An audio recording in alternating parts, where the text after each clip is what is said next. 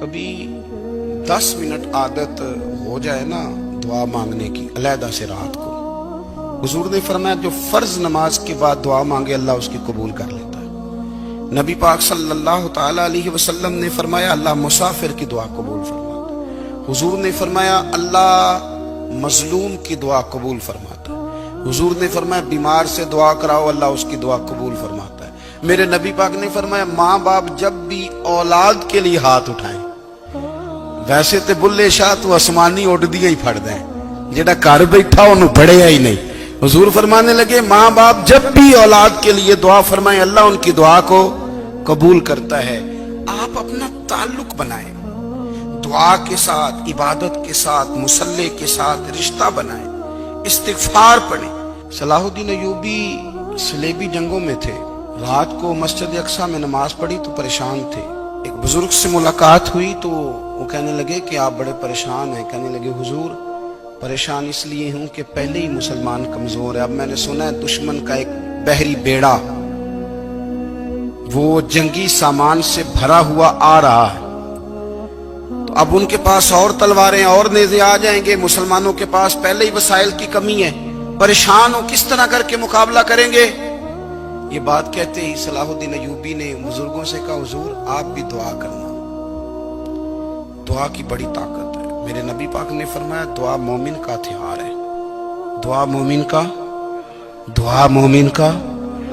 حضور نے فرمایا تقدیر کو سوائے دعا کے کوئی چیز نہیں بدل سکتی، دعا مومن کا ہتھیار ہے، یہ کافر کے پاس کوئی نہیں، یہ ہتھیار ہے مومن کا۔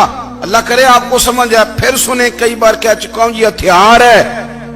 کافر کے مقابلے میں جو تیرے پاس سب سے بڑا ہتھیار ہے وہ دعا ہے۔ دعائیں کرانی چھوڑ دی، کرنی چھوڑ دی، لینی چھوڑ دی۔ حضرت سیدنا انس بن مالک رضی اللہ تعالیٰ عنہ فرمایا کرتے تھے میں نے وہ رنگ دیکھا ہے جب حضور دعا مانگتے تھے اور حضور کی مقدس آنکھوں میں آنسو بھی ساتھ ہی بہا کرتے تھے، میں نے وہ انداز دیکھا ہے۔ تو صلاح الدین ایوبی بزرگ سے کہنے لگے آپ بھی دعا کیجئے، اور خود رونے لگے اور سر سجدے میں رکھ کے رونے لگے، اور عشاء سے لے کر فجر تک روئے، خوب روئے۔ صبح وہ بزرگ آئے تو صلاح الدین ایوبی کا خوبصورت اور ہنستا ہوا چہرہ دیکھا، کہنے لگے آپ بڑے خوش ہیں، رات تو میں نے بڑے روتے ہوئے دیکھا تھا۔ تو کہنے لگے حضور وہ جو بحری بیڑا آ رہا تھا نا وہ پانی میں ڈوب گیا ہے، اب وہ نہیں آ رہا، ابھی خبر آئی ہے تو میں بڑا خوش ہوں۔ بزرگ کہنے لگے اٹھ سینے سے لگ اور سن ایک بات، وہ بحری بیڑا پانی میں نہیں ڈوبا، وہ تیرے آنسوؤں میں ڈوب گیا ہے۔ وہ جو تو رات رویا ہے نا رب کریم کی بارگاہ میں تو وہ ڈوب گیا ہے۔ بھائی اپنا مصلی کا، عبادت کا، وظائف کا، اللہ کا سلسلہ اس کو مضبوط کریں، اپنی دعاؤں کے تعلق کو مضبوط کریں۔ دعائیں بڑے انقلاب برپا کر دیتی ہیں۔ ہم تھوڑے نا جب سے خشک ہوئے ہیں نا، خشک، اور میری تو جماعت ہی صوفیاء کی جماعت تھی، ہم تو داتا علی اجمیری کی جماعت سے، ہم تو خواجہ اجمیری کی جماعت سے، ہم تو شیخ احمد فاروق سرہندی کی جماعت سے، ہم تو صوفیاء کی جماعت۔ ہماری جماعت نے بھی وہ تعلق جو ہمارے بزرگوں نے بنایا تھا۔ بزرگ اللہ کے قریب کیسے جاتا ہے؟ تو ہمارے یہاں نا بہت سارے لوگ کہتے ہیں جی نظر ہو گئی تو کام ہو گیا۔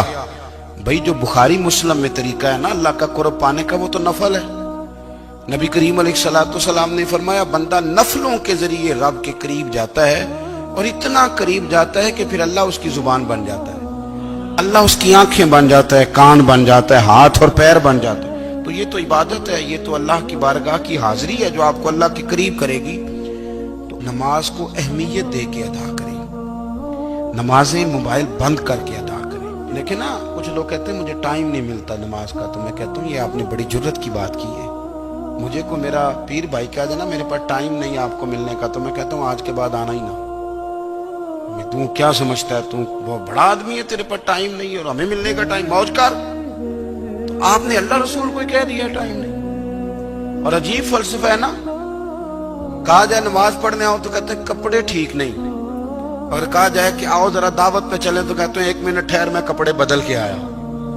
نماز کے لیے کہا تو کہتے ٹھیک نہیں، دعوت کے لیے کہا تو کہتا میں ذرا تیاری کر لوں، یوں جانا مناسب نہیں۔ معاملہ ٹھیک نہیں۔ رب تو فرماتا ہے کہ جب تو مسجد میں آ تو زینت اختیار کر کے آ، खूब ذوق से दुआ मांगे, खूब शौक से नमाज पढ़ें, खूब इस्तिगफार का मिजाज बनाएं। आप लोगों के बीच रह के सुख हासिल करना चाहते हैं, लेकिन आपको पता है कई कई महीने गारे हिरा में रहना भी मदीने वाले महबूब का तरीका है। हर साल एतिकाफ बैठना अलग से, ये भी हुजूर का तरीका है। मस्जिद नबी के अंदर दरवाजा खुलता था नबी करीम का, पर घर के अंदर नफल पढ़े नबी पाक। और हुजूर फरमाते हैं कुछ नफल नमाज घर में भी पढ़ा करो, घर को कब्रिस्तान ना बनाओ। हमारा घर अल्लाह के जिक्र से आबाद होगा,